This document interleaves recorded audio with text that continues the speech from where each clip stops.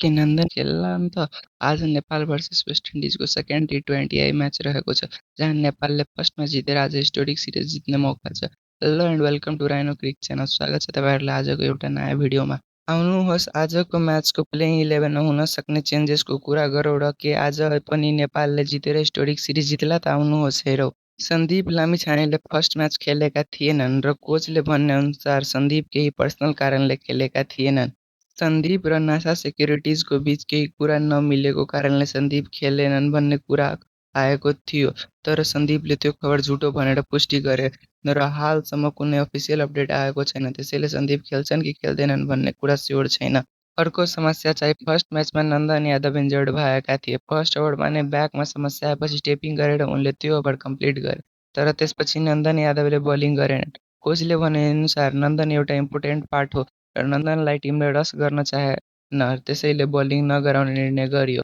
हालसम्म नन्दनमा पनि कुनै अफिसियल अपडेट आएका छैन, त्यसैले लाग्छ कि नन्दनले आजको म्याच मिस गर्न सक्छन्।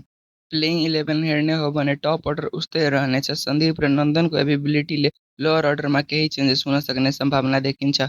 यदि सन्दीप र नन्दन दुवै एभाइलेबल भए सोमपाल कमीको ठाउँमा सन्दीप आउनेछ र बाँकी टिम सेम, तर मोस्ट प्रोबाब्ली टिमले नन्दन यादवलाई रस गर्न चाहँदैन। त्यसो भए नन्दन यादवको ठाउँमा सन्दीप र बाँकी टिम सेम हुनेछ।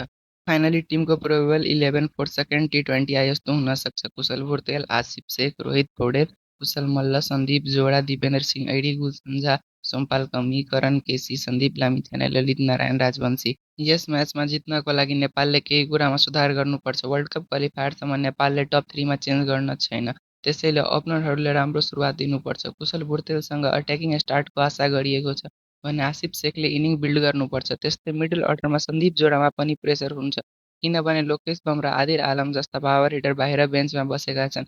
दिपेन्द्र सिंह ऐडीले ब्याटबाट कन्ट्रिब्युसन नगरे पनि बलिङ र फिल्डिङमा उनको कन्ट्रिब्युसन हुन्छ, त्यसैले सन्दीप जोडाले राम्रो पर्फर्मेन्स गर्नुपर्छ। त्यस्तै हेर्ने हो भने सन्दीप लामिछानेलाई आजको म्याच खेल्नुपर्छ।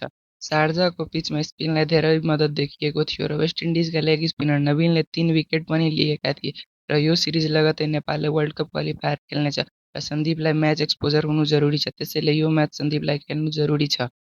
अन्त्यमा प्रिडिक्सनको कुरा गर्ने हो भने नेपालले यो म्याच जित्न सक्छ। तपाईँलाई के लाग्छ? नेपालले आजको म्याच जितेर हिस्टोरिक सिरिज जित्ला त? कमेन्ट गर्नुहोला र यस्तै भिडियोको लागि हाम्रो च्यानललाई सब्स्क्राइब र भिडियोलाई लाइक गर्नुहोला। धन्यवाद।